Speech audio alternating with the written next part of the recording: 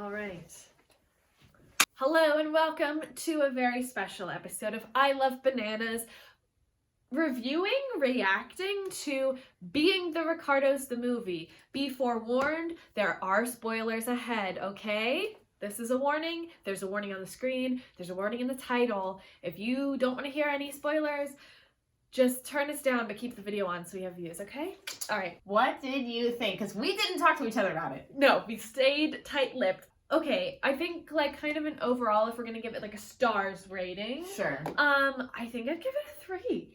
I agree. Okay. I agree on the 3 because like in the whole of the film, I think that like as far as the story, it was good. The storytelling, I think there are some things that could have been different. Yes. This was a long episode of The Newsroom. It really was. Like, I never watched The West Wing.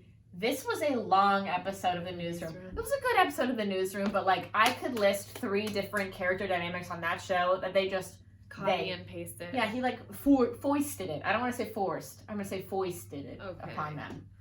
I don't know if I want to talk about positives or negatives first. I'll say what I want to say first, in that the runtime to like ratio I think was way too long. Holy shit. The runtime was so too long, and I don't know if any of the flashbacks, which there were many of, were totally necessary, because those flashbacks were about Lucy and Desi meeting, Lucy and Desi getting together, Lucy like thinking she's gonna become a star and then she doesn't, Desi just being a musician, and then finally like her getting approached like, we want to put you on TV. Mm-hmm.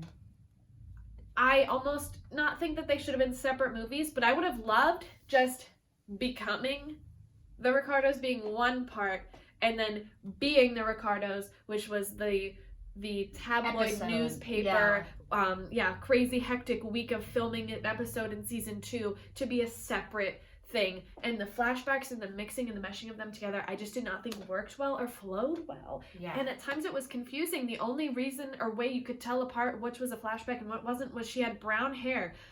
But her brown hair and her ginger hair are still like sort of close. In shadow. It was not until she was the third flashback with the champagne that I realized she's a brunette here. And then I was like, cause I just knew it was back in time. I didn't even notice that detail. Yeah. Yeah.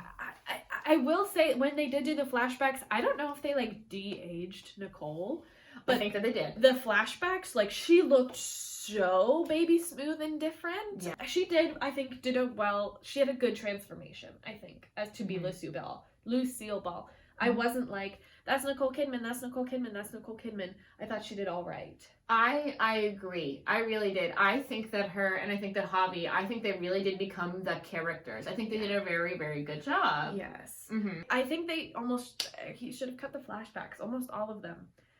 While I understand that, the movie is set up of like, the whole story takes place a little bit documentary style, 1 week shooting I Love Lucy, while there's 2 tabloid stories going on. And then intermittently there were some flashbacks. And while the forefront tabloid story is the communism stuff, the one Lucy cares about is Desi cheating on her? And major spoiler, I think the whole movie was written just so he could have that little reveal. Yeah. That would have been a like episode 7, episode 8 moment on The Newsroom that would have happened between 2 characters. Yeah. And it was a great moment, and it broke my little heart. Yeah. But that's like the whole reason the movie was written, in my opinion. He had this great idea. Right, but that's what I'm like, we don't need the flashbacks. I think so, because one of the things that I thought about the whole, literally until that moment, I was like, so weird of Aaron Sorkin to set up Desi Arnaz as like so godly. Like, it was just like, he kept making the right choices. He kept supporting Lucy. He kept doing it. And he kept always being there and doing what he could until she revealed he wasn't.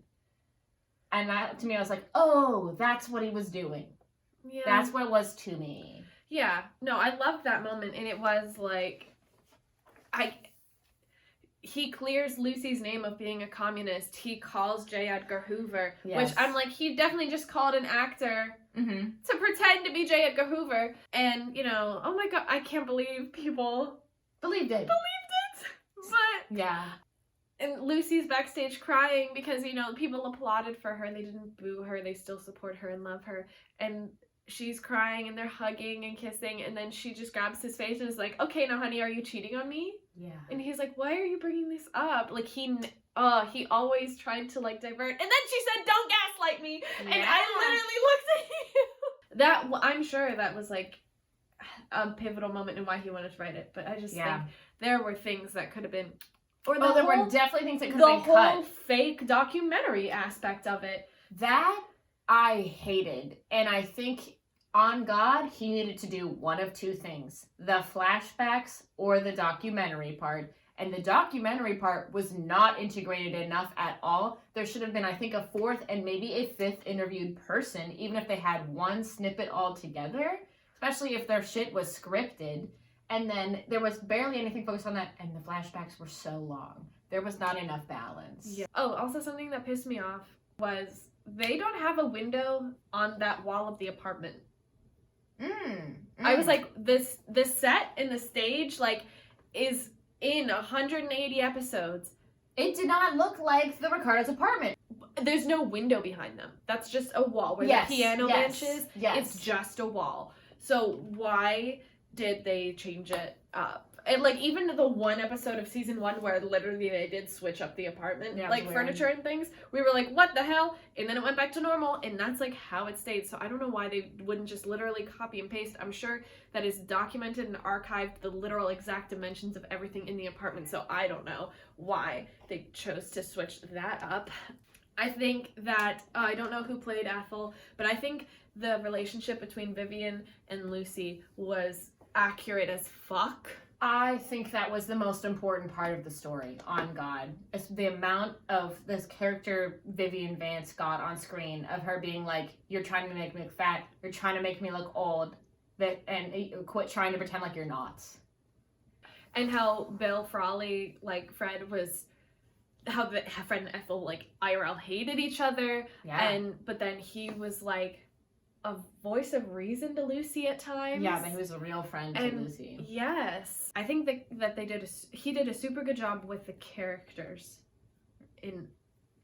Everyone did a really good job with the characters of the main 4 I Love Lucy cast members.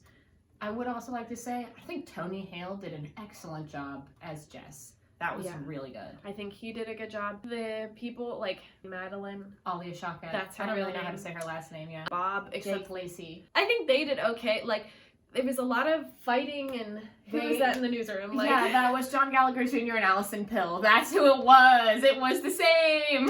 So they were, like, fun, but you don't know and you don't see those people, like, on the show of I Love Lucy, so it's hard to say, like, if they were really good at being the writers of the show. It was an interesting flick. I think if you have Amazon Prime, because this was a Amazon Studios movie, so it's coming to Prime December 21st.